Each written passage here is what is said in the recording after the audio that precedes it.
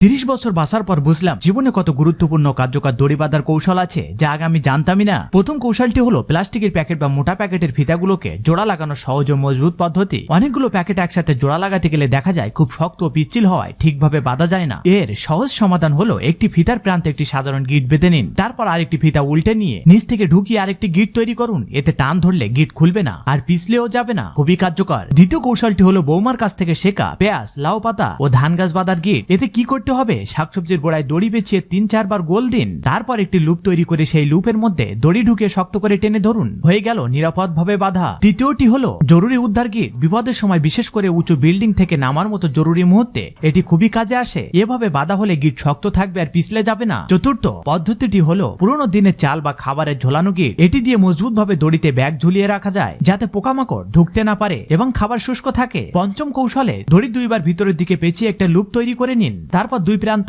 একে অপরের ভিতর দিয়ে ঢুকিয়ে টান দিয়ে ধরলেই তৈরি হবে ক্রস ফিক্সিং গিট। এটি মজবুত ও জিনিসপত্র আটকাতে খুব ভালো। ষষ্ঠ কৌশলটি একটু ভিন্ন, লোহার তার জোড়া দেওয়ার পদ্ধতি। প্রথমে তারটিকে 2 ভাগে ভাগ করে নিন, তারপর একটি পেরেকের গায়ে তারটি পেঁচিয়ে একবার পাক দিন, এরপর পেরেকটি ঘুরাতে থাকুন, এতে তারের জোড়া খুব মজবুত হবে। সপ্তম ও শেষ কৌশল হলো যদি কোনো ব্যাগের মুখ ছোট হয় এবং গিট বাঁধা কঠিন হয়ে যায় তাহলে এটি অনুসরণ করুন। ব্যাগের মুখ লম্বা দড়ির ওপর রেখে 2 বার ঘোরান, এরপর দড়িটি ব্যাগের চারপাশে পেঁচিয়ে আবার ব্যাগের মুখের ওপর দিয়ে শক্ত করে টেনে ধরুন, হয়ে গেল মজবুত গিট। সবশেষে অনুরোধ, আমাকে ফলো করুন এবং এমন আরো অসাধারণ ঘরোয়া টিপস জানতে থাকুন।